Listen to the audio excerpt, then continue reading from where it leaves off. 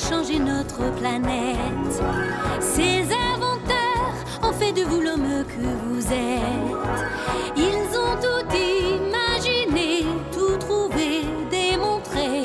La lune qui gravite et la pomme qui tombe déconfite. Ils ont cherché à mesurer le temps qui donne l'heure. Ils ont voulu nous offrir tous les gages du bonheur. Une lumière exemplaire qui éclaire, qui prospère et ouvre le chemin aux rêves des humains. Ils ont trouvé des leviers pour soulever le monde. Et grâce à eux, la Terre a voulu jouer à la ronde. Tourner, tourner, toutes les roues de la locomotion. Et des automobiles qui se suivent en file et défilent, puis vite filent les découvreurs. Chevauchent déjà d'autres chimères. Pour que progresse dans la sagesse notre vieille terre. Les découvreurs, les découvreurs.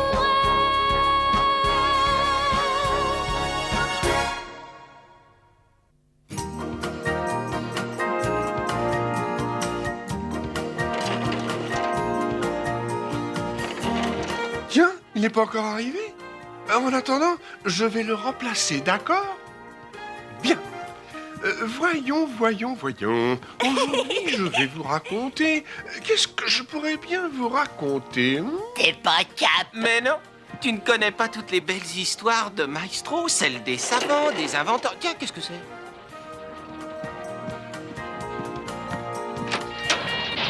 Oh! Venez voir, venez voir. Eh bien, ça alors.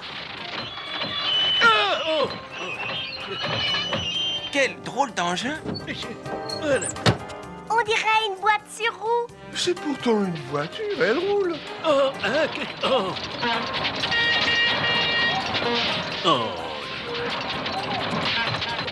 Un vieux taco, oui. Oh, quelle invention! Elle a transformé la vie depuis des milliers d'années. Des milliers d'années, la voiture? Mais non, voyons, je parlais de la roue. Avant d'inventer la voiture, il fallait bien inventer la roue, n'est-ce pas vrai? Et ça date d'il y a plus de 5000 ans, à Sumer, au Moyen-Orient.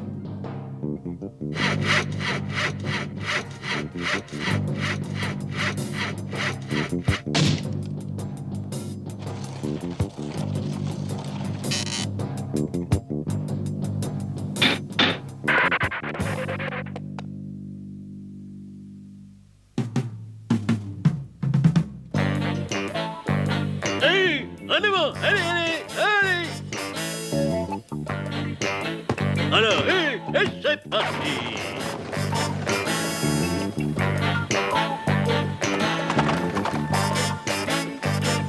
Ça va vite, ça va très vite. C'est une grande invention. Viens, on va raconter ça au chef. Il va sûrement nous récompenser. On coupe des tranches d'une poutre en bois, on les fixe sur un plateau. Et ça tourne. Avec un âne, ça file à toute vitesse. Alors avec 2 ânes...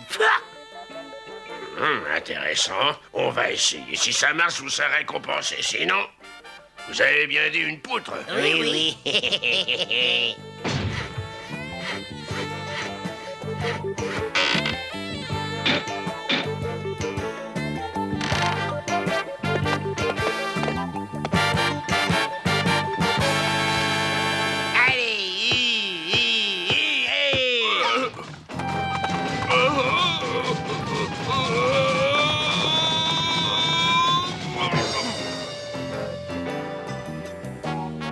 Vous n'avez rien, chef? Où ils s'emmènent? Carré, on n'a pas idée. Les chars à roues seront utilisés avec des ânes, des chevaux, des bœufs, des zèbres. Mais depuis longtemps, les hommes rêvaient d'un char à moteur. Déjà, Léonard de Vinci. Les ressorts pourraient faire tourner les roues. Peut-être que... Mais Léonard va oublier ce projet comme il en oubliera des centaines d'autres. La première voiture automobile sera le fardier à vapeur de tuyau. Quelques années plus tard, l'Écossais William Murdoch va construire une voiture à vapeur. Oh, c'est le diable qui me poursuit. Un Français, André Lenoir, va inventer le moteur à explosion. Celui-ci ne sera pas très pratique. Quelques années plus tard, un Allemand, Nikolaus Otto. Monsieur Langden, voici le moteur qui va révolutionner le monde. Oh, vous croyez, monsieur Otto? J'en suis sûr, c'est le premier moteur à explosion. Explosion? Oui, monsieur, explosion. Vous allez voir. Maintenant, une étincelle électrique va provoquer l'explosion du combustible mélangé à l'air. Oh. Ce sera le premier moteur à explosion, ainsi dénommé parce que l'explosion d'un mélange d'essence et d'air provoquait le mouvement du piston. Le premier tricycle à moteur fut fabriqué par l'Allemand Karl Benz et la première véritable voiture par son compatriote Gottlieb Daimler.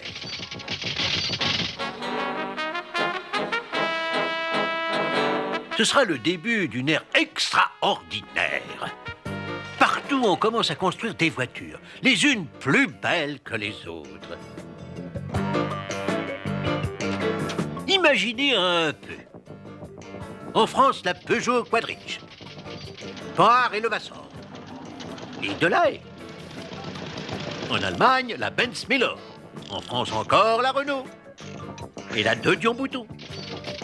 En Italie, la Fiat 3 chevaux et demi. En Angleterre, la Wolseley et la Rolls-Royce Silverghost. Ah, quel luxe, quelle beauté. Ah, ces magnifiques voitures. Oh, ça me rappelle toute une époque. Vous ne vous souvenez pas? Ah, vous n'étiez pas né. Oh, moi non plus, d'ailleurs. Enfin, je ne crois pas. C'étaient des objets très coûteux réservés à quelques privilégiés. Tout cela va changer grâce à un homme, le fils d'un fermier né aux États-Unis, Henry Ford. Vous allez voir. Oh, regarde, papa.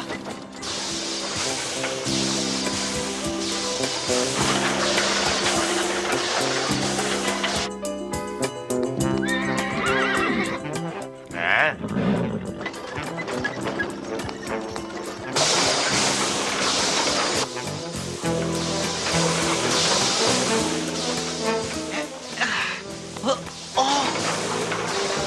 Alors, Henri, tu rêves?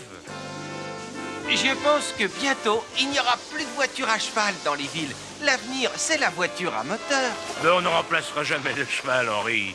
C'est pas pratique, la vapeur. Regarde.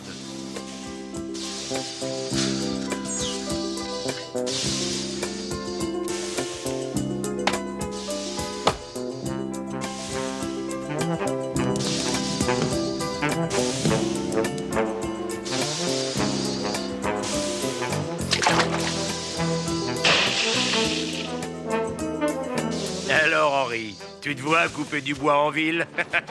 Rien de tel qu'à mon cheval, crois-moi. Oh, il doit y avoir d'autres moyens pour faire marcher un moteur, papa. Henri, Oui, papa? je vais à Détroit. Tu veux venir? Oh, oui, papa.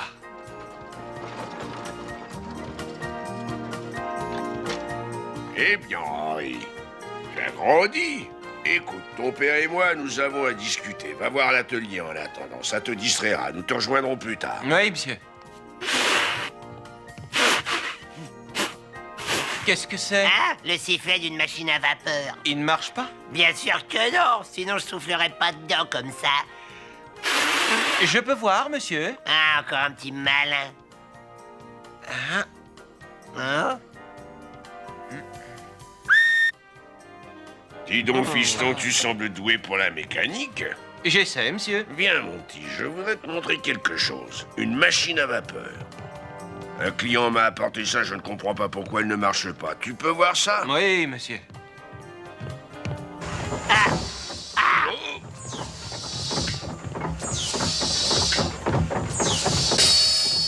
Ça alors Ah, c'était facile, moi aussi j'aurais pu. T'aurais pu, ça fait 10 jours que je te demande de la réparer.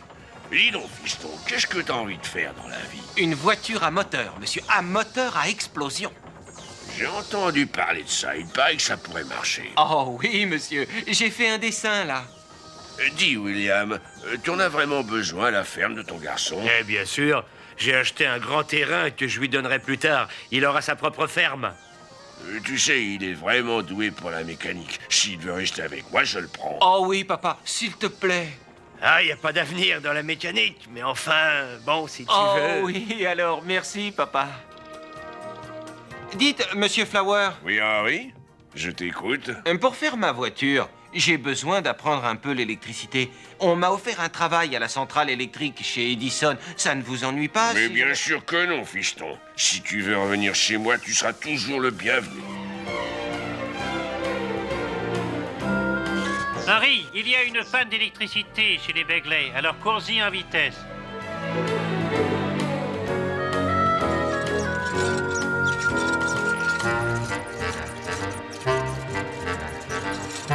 Harry, il y a une panne chez les Hicks. J'y vais. Oh, mais j'avais oublié, monsieur. Je dois me marier en m'attend à l'église. Tête de linotte, va. Parfois, je pense à autre chose, monsieur. Eh bien, mon garçon, n'est pas un rendez-vous à manquer, ça. Pour la réparation, Ah. j'irai à ta place, t'inquiète pas.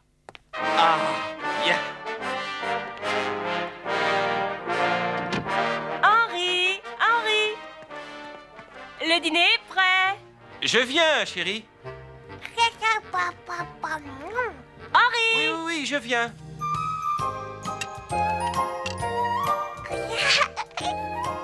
Henri, la dinde de Noël est prête. Je viens, chérie. Ton moteur? Il faut que tu m'aides. Quand je te le dirai, tu feras couler de l'essence goutte à goutte ici. Vas-y maintenant. Ça marche, on peut arrêter. Maintenant, je vais construire un moteur à 2 cylindres et une voiture. Chérie, je suis si fière. N'en parle à personne, pas encore. Je veux être sûr de ce que je fais. Henri, Henri, Je viens, chérie. Henri, le dîner. Je viens, chérie. Clara. Clara, viens voir. Quelle merveille. Je vais l'essayer. Oh. Oh non, ça ne passe pas. Il faut pourtant que je la sorte de là. Oh.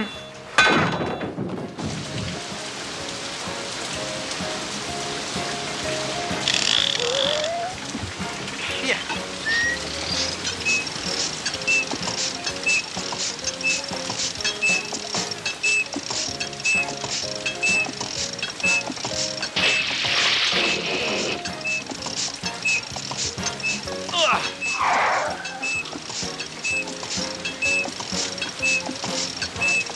Clara, Edsel, venez, on va leur montrer. Allons-y.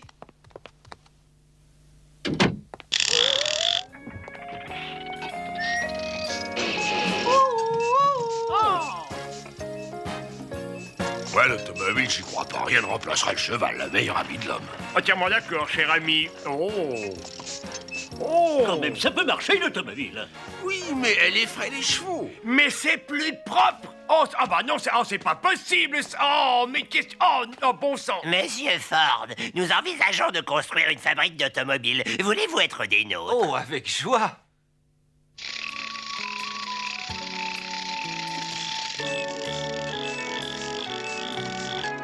Ah, c'est puissant, ce frein.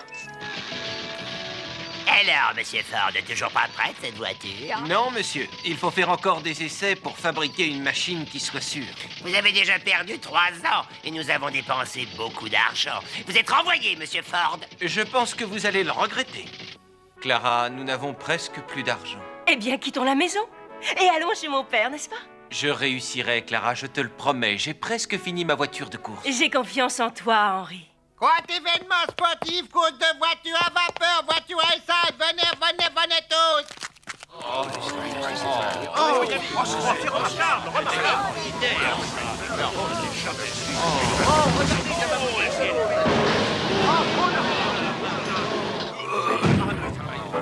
Et voici maintenant maintenant l'événement de la journée. Nous sommes fiers de recevoir à Détroit Alexander Winton, champion de vitesse automobile, 80 km à l'heure. Et son automobile développe 70 chevaux. Oui, messieurs, 70 chevaux. Et contre Alexander Winton, nous avons Henry Ford avec sa voiture de 26 chevaux, une voiture originale avec un moteur à l'avant. Eh ben, bonne chance, monsieur Ford. Alors, monsieur Ford, êtes-vous prêt à affronter monsieur Winton? Oui, un instant. Prenez votre temps, monsieur. J'espère que vous arriverez pour le moins à démarrer. Je suis prêt. Alors, messieurs, partez!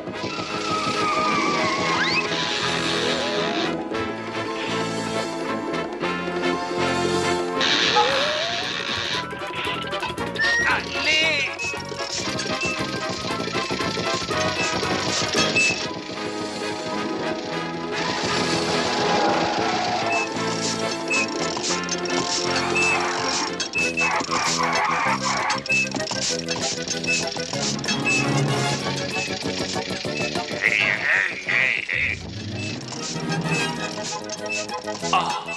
Septième tour. Ford est toujours derrière, mais semble rattraper Winton. Winton qui pousse sa machine à fond. La puissante voiture est attaquée par la petite Ford. C'est David contre Goliath, alors qu'il reste un dernier tour. Ford le rattrape. Il le rattrape. Il l'a rattrapé. Il voyait l'avance. Oh, quel suspense. Quelle lutte. Quelle lutte. Incroyable! Ford, le petit mécanicien, a gagné avec sa petite voiture! Ford! Mais où est-il?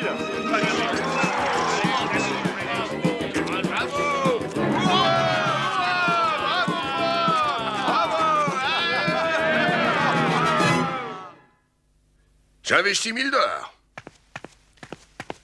Moi, 3 000. 200. 50 $. 5 000 $, monsieur Ford, pour être actionnaire de votre société. Maintenant, au travail. Et tout cela se passait, voilà 100 ans à peine. L'Amérique voyait déjà de superbes Cadillacs, Oldsmobile. Cependant, en Europe, on commençait aussi à fabriquer de jolies voitures, les Mercedes de Dion Bouton, Renault, Peugeot. Ford, lui, voulait fabriquer une voiture pour tout le monde. Mais les profiteurs ne manquaient pas. Messieurs, je viens de prendre un brevet sur le moteur à explosion. Dorénavant, personne aux États-Unis ne pourra fabriquer une voiture sans me payer une redevance. Ça va rapporter gros.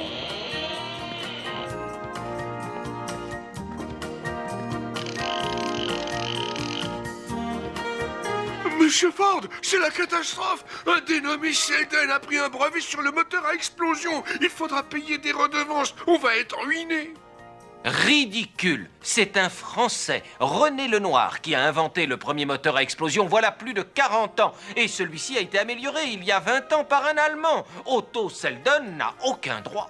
La concurrence était devenue féroce. Plus de 150 fabricants voulaient faire des voitures. Un grand salon de l'automobile se préparait à New York. Où se trouve le stand pour exposer la voiture de Ford? Vous ne faites pas partie de notre association. Pas de stand pour vous. Vous n'avez pas le droit de nous refuser. Décision du juge. Alors suivez-moi, je vais vous montrer votre place.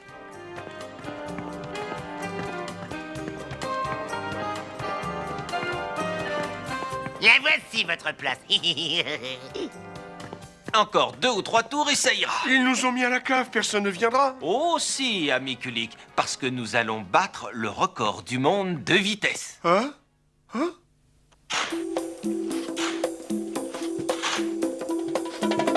Je vais conduire. Toi, tu te tiendras sur le châssis. Il faut injecter rapidement de l'essence sous pression pour gagner de la puissance.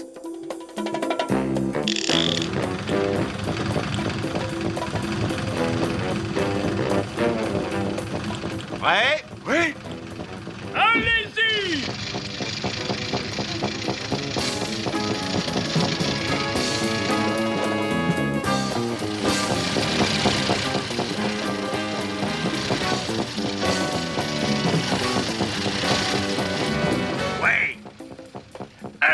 en 39 secondes. Ça nous fait 145 km/h. Incroyable!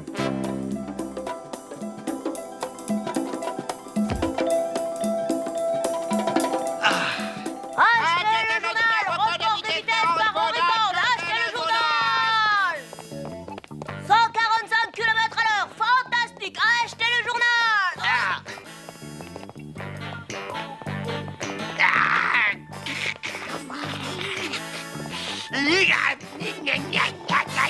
La Ford, où est la Ford?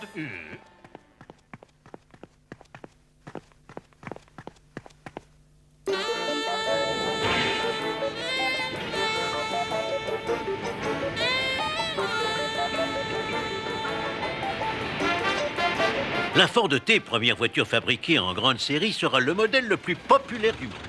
Des millions et des millions d'exemplaires seront vendus pendant 20 ans. Écoute, Frank, nous allons faire encore une course, la plus longue jamais faite aux États-Unis, de l'Atlantique au Pacifique. Nous y aurons 2 voitures, et tu conduiras l'une d'elles. Moi, je ne peux pas, je dois témoigner à ce procès. Ok, Henri. Nous vous écoutons, monsieur Ford. Voilà, votre honneur. Le moteur à explosion a été inventé par un Français il y a un demi-siècle. La poussée sur le piston n'était plus exercée par la vapeur. Monsieur Selden n'a rien inventé du tout. Non, non.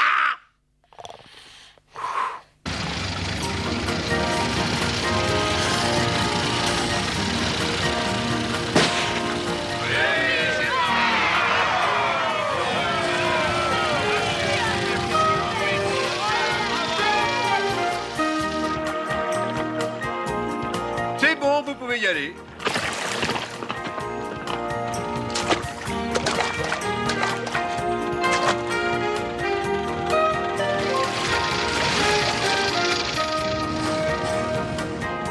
Twin Falls, c'est bien par là. Bah ouais, mais avec cet engin, vous y arriverez jamais. C'est bien la direction de Twin Falls. Ouais, non, c'est de l'autre côté.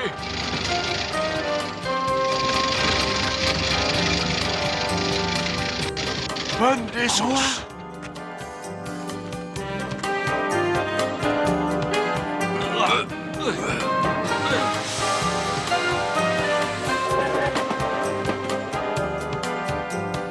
Une des nôtres, regarde.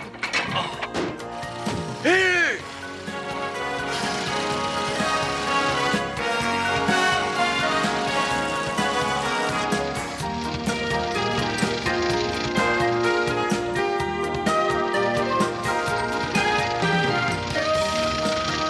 Oui, vas-y, ce sera peut-être plus prudent. Ok.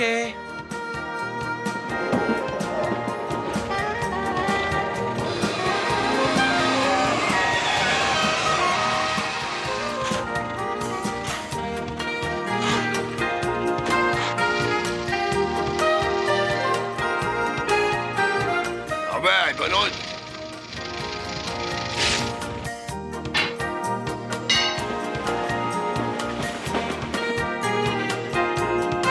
Seattle, prochaine arrêt, monsieur. Ford, Model T, vainqueur! Et Ford entreprit la fabrication de sa voiture pour tout le monde. Nous avons vendu 250 000 voitures en un an. En 2 ans, nous avons baissé le prix de moitié, de 1000 à 500 $. Je propose maintenant de doubler le salaire de nos ouvriers. Impensable. Nous sommes un business, pas une entreprise de charité. Ce sont des actionnaires et pas les ouvriers qui doivent recevoir de l'argent. Nous avons, Monsieur Dodge, bien plus d'argent que ce dont nous avons besoin. C'était une véritable révolution. Les ouvriers, et non pas seulement les patrons, allaient profiter de l'industrialisation. Les Ford se vendaient comme des petits pains et servaient à toutes sortes d'utilisations. Allez, cocotte!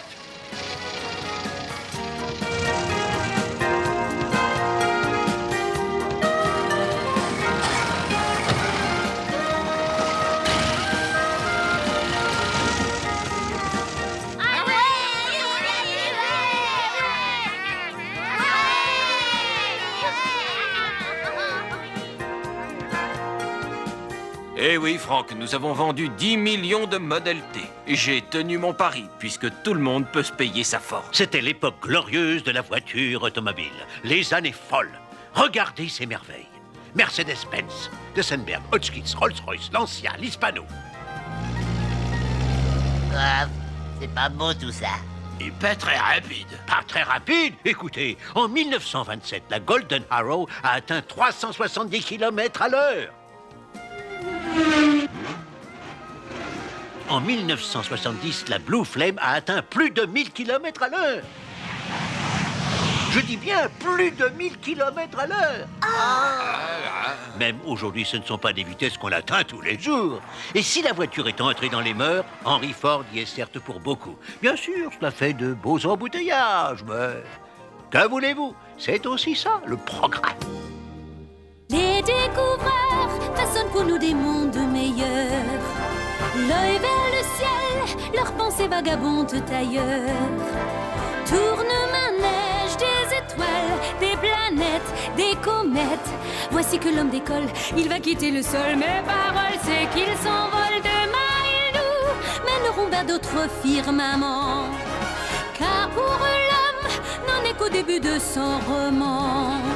Les découvreurs